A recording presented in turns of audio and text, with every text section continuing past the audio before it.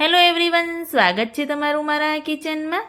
તો આજે હું અહીંયા મગને કેવી રીતે ફણગાવવા એ તમને બતાવીશ, અને એ પણ એકદમ સરળતાથી અને કપડામાં બાંધવાની ઝંઝટ વગર એકદમ સરળ રીતથી કેવી રીતે મગ ફણગે એ તેમને રીત હું આજે બતાવીશ। તમે આ ફણગાવેલા મગ છે એ રોજ એક મુઠ્ઠી જેવા ખાઓ તો તમને ઘણી બધી બીમારીઓથી બચાવતા હોય છે, અને આ મગમાંથી વિટામિન પ્રોટીન ભરપૂર પ્રમાણમાં મળી રહેતા હોય છે। તો તમને જો મારો આ વિડીયો પસંદ આવે તો સ્કીપ કર્યા વગર એન્ડ સુધી જોતા રહેજો અને તમારા ગ્રુપમાં શેર કરજો। તો મગ ફણગાવવા માટે એક મોટું બાઉલ લઈ લઈશું, અને મેં અહીંયા કપના માપ પ્રમાણે 1 કપ ભરી મગ લીધા છે, અને મેં અહીંયા દેશી જે ઝીણા મગ આવે છે એ લીધા છે। મગ બે પ્રકારના હોય છે, થોડા એવા મોટા પણ મગ હોય છે અને આ રીતેના ઝીણા હોય છે। મારી પાસે આ પડ્યા હતા એટલે મેં આ મગ લઈ લીધા છે। તો જ્યારે આપણે મગ ઘરમાં સ્ટોર કરતા હોઈએ છીએ એટલે પાવડર કે તેલથી થોડા એવા તેલવાળા કરી અને આપણે સ્ટોર કરતા હોઈએ છીએ જેથી સડી ન જાય। તો અત્યારે જો પાવડરવાળા કે તેલવાળા હોય તો તમે એને સારી રીતે આપણે 2 થી 3 પાણીથી આ રીતે ધોઈ અને આપણે રેડી કરી દઈશું। તમે આ રીતે 2 થી 3 પાણી મગને ધોશો એટલે જે પોચા એવા મગ પણ આવતા હોય છે, ખરાબ એવા મગ હોય છે, આ રીતે એ બધા જ મગ ઉપરથી આ રીતે તરતા આવી જશે અને એ બધા જ મગ વધારાના નીકળી જશે।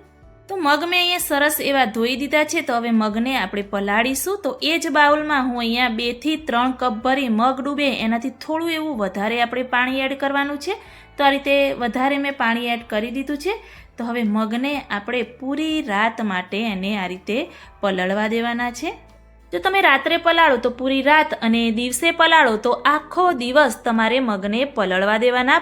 મગને વધારે પલળવા દેવા ખૂબ જ એવું જરૂરી છે। તો મેં અહીંયા પૂરી રાત માટે મગને પલળવા દીધા હતા। તો હવે આપણે ચેક કરીશું।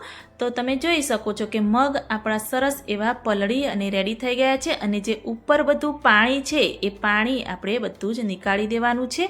આ રીતે આખી રાત મગ પલળ્યા હોય એટલે પાણીની જે સ્મેલ હોય છે એ પણ એકદમ ગંદી આવતી હોય છે, અને મગમાંથી પણ થોડી એવી બેડ સ્મેલ આવતી હોય છે। તો આ મગ છે એને આપણે 2 થી 3 પાણી પહેલાં તો ધોઈ દઈશું। મગનો દાણો એક ચેક કરી લેવાનો, જો વધારે પલળ્યા ના હોય તો એને ફરીથી આપણે પલળવા દેવાના। તો મેં અહીંયા 2 થી 3 પાણી મગ ધોઈ આ રીતે રેડી કરી કાણાવાળા જારમાં મેં અહીંયા નીતરતા કરી દીધા છે। એને આપણે બધું જ પાણી નીતરી જાય ત્યાં સુધી નીતરવા દઈશું।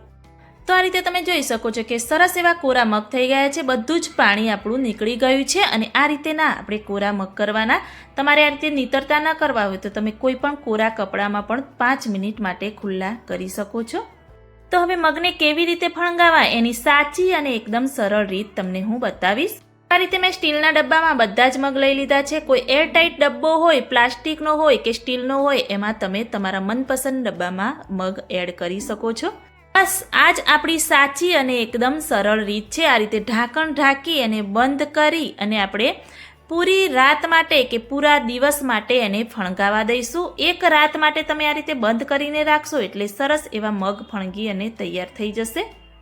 તમે 1 કપ મગ પલાળ્યા અને તમારા મગ જ્યારે ફણગીને તૈયાર થશે ત્યારે 2 થી 3 કપ ભરીને આપણા મગની ક્વોન્ટિટી કે માપ આપણું થશે। તો આપણે ખોલીને ચેક કરીશું। આપણી પૂરી રાત માટે મેં અહીંયા રાખ્યા હતા। તો તમે જોઈ શકો છો કે સરસ એવા મગ આપણા બધા જ એક દાણો ફણગી અને તૈયાર થયો છે। હું તમને એક મોટા બાઉલમાં લઈને બધા જ મગ બતાવીશ। તો આ ફણગાવેલા મગ મારા તો ખૂબ જ ફેવરિટ છે, અને હું રોજ આ રીતે મગ ફણગાવીને ખાઉં છું। તમે જોઈ શકો છો નજીકથી કે મગ સરસ એવા બધા જ ફણગી અને રેડી થઈ ગયા છે। તો જો તમને પણ મગ ફણગાવતા ન ફાવતા હોય તો મારી આ રેસીપીથી એકવાર ચોક્કસથી ટ્રાય કરજો, બધા જ મગ તમારા ફણગી અને તૈયાર થશે। તો રોજ તમે આ મગ ફણગાવેલા ખાશો તો તમારા શરીરમાં એકદમ જબરજસ્ત ફેરફાર જોવા મળશે। અને આ ફણગાવેલા મગ ખાવાથી પાચન શક્તિ સુધારે છે, રોગપ્રતિકારક શક્તિ વધારે છે, અને વજન ઘટાડવામાં પણ ખૂબ જ એવી મદદ કરે છે। તો જો તમને મારી આ રેસીપી સારી લાગી હોય તો મારી ચેનલને લાઇક, શેર, કમેન્ટ કરજો। મળીએ કોઈ એક નવા વિડીયો સાથે, નવી માહિતી સાથે। ત્યાં